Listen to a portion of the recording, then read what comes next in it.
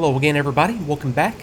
And we're picking things up at the exact spot we left off yesterday. As I record this, I stopped to take a break after all of that, and I also wanted to just make sure that I had a good nav setup before I pressed on and wasted a lot of time. Yeah, everything that I did there on the ground did get me set up correctly to navigate out to the point. I flew as far as the first steer point that we're guiding on right now, and we can see in the HUD that by lining up my velocity vector and my aircraft in general with this symbol, the three pillars and then the reticle in the middle, we're guiding directly at the first steer point, which is at 60 kilometers away, and well, that's where we are.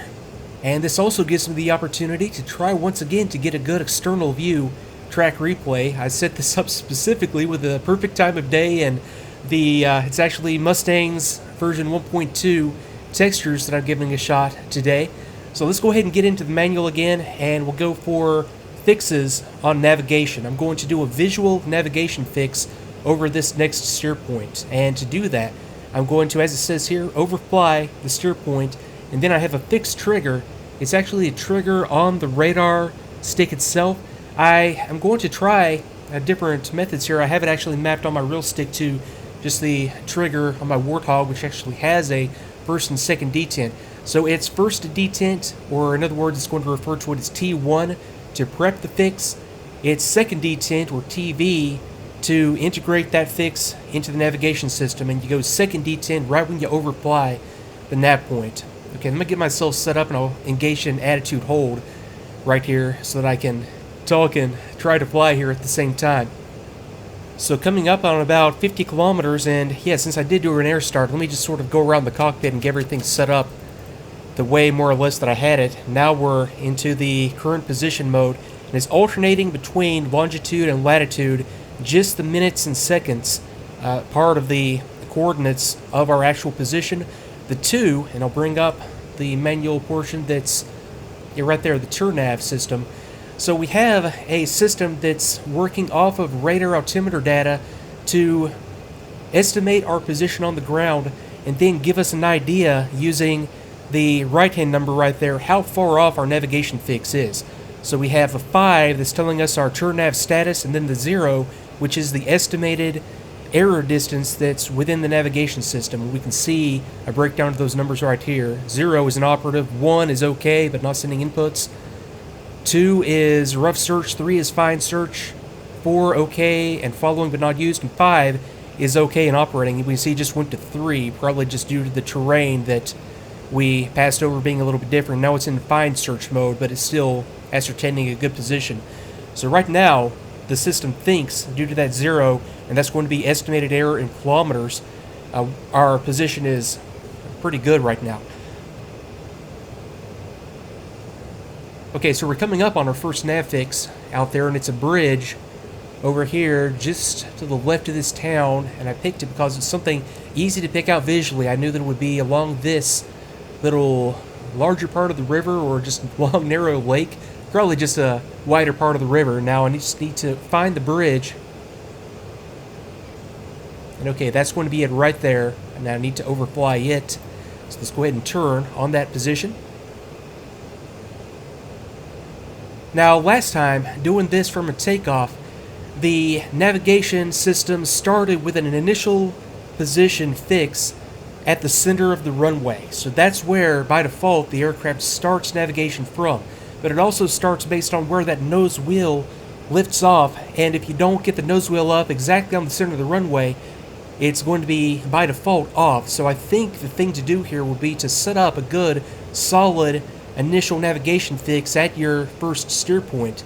I mean, you could just time it always so that your nose gear lifts off at the center of the runway, but that would be just sort of ridiculous. And yeah, in an air start like this, it's perfectly on. On my ground start, it was a little bit off, and I again flew that mission out as far as this, and I did have about a 300 or 400 foot. I mean, what you would expect as far as position error.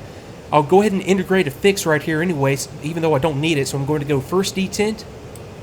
Okay, you can see the symbol down here turns to an E, and when I'm over the position, I'm going to go second detent, and that's going to integrate the fix. And right there, it steps automatically to B2, the next steer point, and now I just need to navigate out here to B2.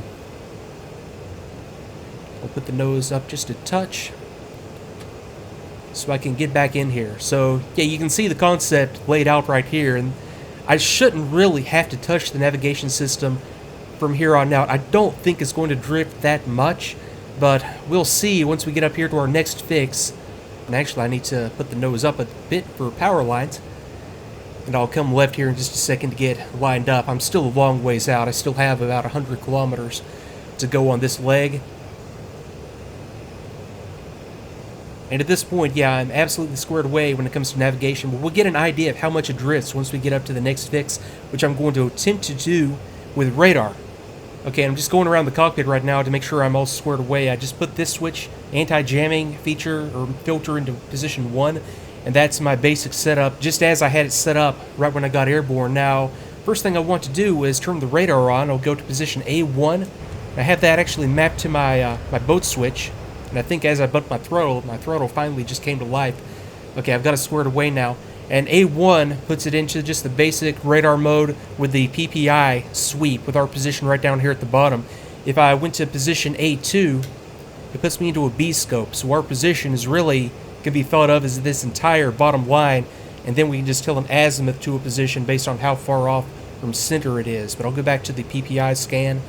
And I really, right here, at this point, this is where I wanted to try out the terrain avoidance mode. That's specifically why I came to this location. Now, that's a button on the radar stick that I have mapped to my stick.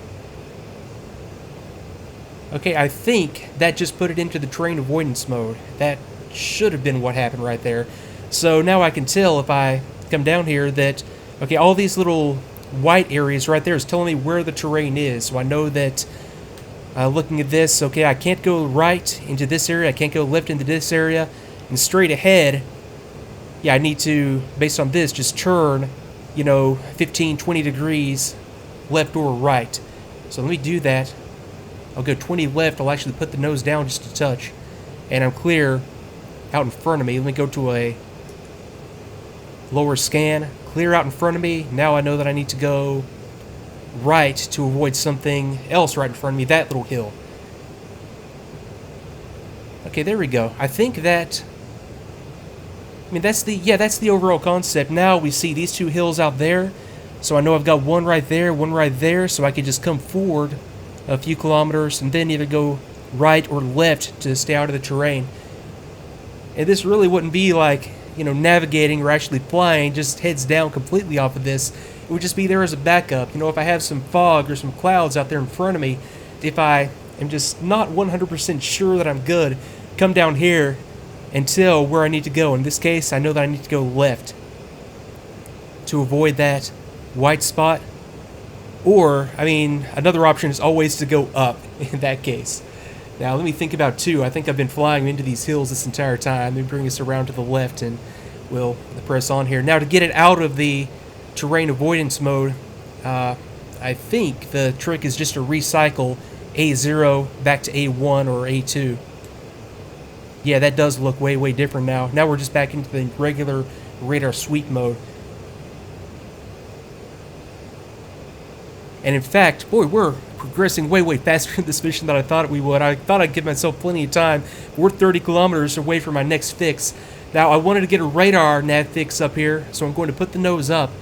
Because, yeah, right down here at low level, I mean, the radar is obviously going to have the same trouble we do when it comes to finding things from a low angle like this. So, I need to, in order to resolve things on the ground, get up higher. You know, stuff close to me, I can start to resolve features, but things far away, yeah, I'm going to have to get up higher for sure on this, and I'll come right a little bit for lineup. And I'm probably going to end up holding at some point here. Let me check. Let me see if I can check like time on target. Okay, right now I am with the 7 right there. Let me scope out what that means. I'm going to have to hold right here. Actually, I think I will do that just for the sake of getting ahead. I'm on time. I can tell that by this little tick up here at the top of the velocity vector. I might not revisit this, but watch that as we go. It should come down, telling me that I need to throttle up. If I'm too fast, it'll be up above the little circle in the velocity vector. But okay, I wanted to come down here and check on time on target. Now I have a different section of the manual set aside here that's going to get into display outputs. Okay, here we go. I want to go down to the display output when I have it in the TID setting. Okay, so current time, I can do that. I can get that if I depress and hold LS. Now, LS, okay, there's my current time, 10, 14, 17, 18, 19 seconds. The next one was going to be time on target. Enter time on target is displayed if a waypoint button corresponding to the target waypoint is pressed and held. So if I wanted to check time on target for 3, I can tell that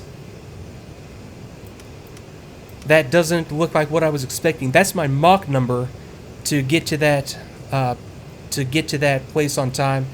Let me see here. Enter time on target is displayed if a waypoint button corresponding to target waypoint is depressed and held. What I think happened... Oh, I know what happened. When I restarted the mission, that steer point is no longer a target waypoint. So steer point 3... And bear with me here. Now... Okay, copy that, and I'll look at RWR here in a second. Now... What I think happened here is when I created that mission originally, I had a specific time on target designated for steer point 3, and that designated it automatically as a target waypoint. This time I did an air start with just no time on target designated, just whatever it gave me by default. Now I need to designate this as a target waypoint, and to do that, I simply come down here to tact or tactical. I'm going to... Okay, like it says here, enter the number 9 and then press the desired waypoint. So we're going to see the B3 become M3, telling me that's the target waypoint. So we'll go to input, 9, B3. B3 is now M3, and now the system is going to treat that as the target position. And I'll just go back to the actual position mode, and now I can see, actually, in fact, I have 2, so I'm up here at a higher altitude, so the radar data I'm getting up here for the TERNAV system is no longer feeding it as good information as before, so now it's degraded to a state 2, and it's also picked up a 1 kilometer distance deviation when it comes to how far the nav system has drifted. So that's what I'm going to clean up here by taking a radar fix on this little point out here. Now in the radar display I have it on 30 kilometer scan, and that should be just fine. I'm coming up pretty close to it, and we're going to start to see, yeah, right there, the lake and the next steer point. And I need to make sure that I have that steer point selected. B2 is selected, 20 some odd kilometers, and we can see where the nav system thinks that steer point is. Now I know that the steer point is actually right there on that little finger that comes out of the lake, so that's where I want to designate it. Now to do this, with the radar on, I'm going to go first detent on my trigger. Okay, there we go. Now I have crosshairs that'll slew over with the radar stick. And I just have it mapped to a hat. I'll get it right there, mark. Now that gave me a position update. Now the current position that I'm guiding on for steer point 2 is this little finger in the lake. I could do that. I mean, I would do that if I had bad weather and I couldn't see this stuff. But now to clean that up, I'm going to disengage the autopilot and get back into navigating towards the target to clean this up a little bit, and that's not going to get us that accurate. I mean, it's only as accurate as the resolution of the radar, and I can tell by looking at the middle of the circle I didn't get that exactly right. To get this exactly right, I'm going to overfly the target and do another mark. Now, one thing I don't remember if I mentioned or not, to do a visual mark, I need to make sure the radar is off in A0. Because if I have the radar on and I do a mark, it's going to automatically do a radar mark no matter what. Yeah, I have to turn it off, position A0, to get a visual fix. And I had it set up right where, it was right where this little, I thought this would actually be like a river, right where this little ditch, I guess, is entering the lake here. And after I get this integrated, I'm going to hold again and have a look at rocket delivery. Since, yeah, this is progressing way, way more quickly than I thought it would. Okay, so first detent. Mark. It steps to the next waypoint, which is the target waypoint, 3. And that's a left-hand turn, slight left-hand turn, and I have about 60 kilometers, 70 kilometers to go. Okay, that is correct. Now in my HUD, you can see that I'm getting a low altitude warning right there. I have the light down here, and I have the flashing indicator telling me that I am down out of certain limits when it comes to altitude. Now, as an experiment, I have a reference button on my stick that I can press. Okay, we press the reference button. Okay, we see the pillars come up to the horizontal line. So now I have a new reference altitude. There's several different modes, in fact, and I think that would be a fine thing to look at. Let's look at the HUD and see what all it's telling us here. And I'll put myself into a left-hand hold and go to the manual. I'll be right back with a closer look and get this HUD figured out.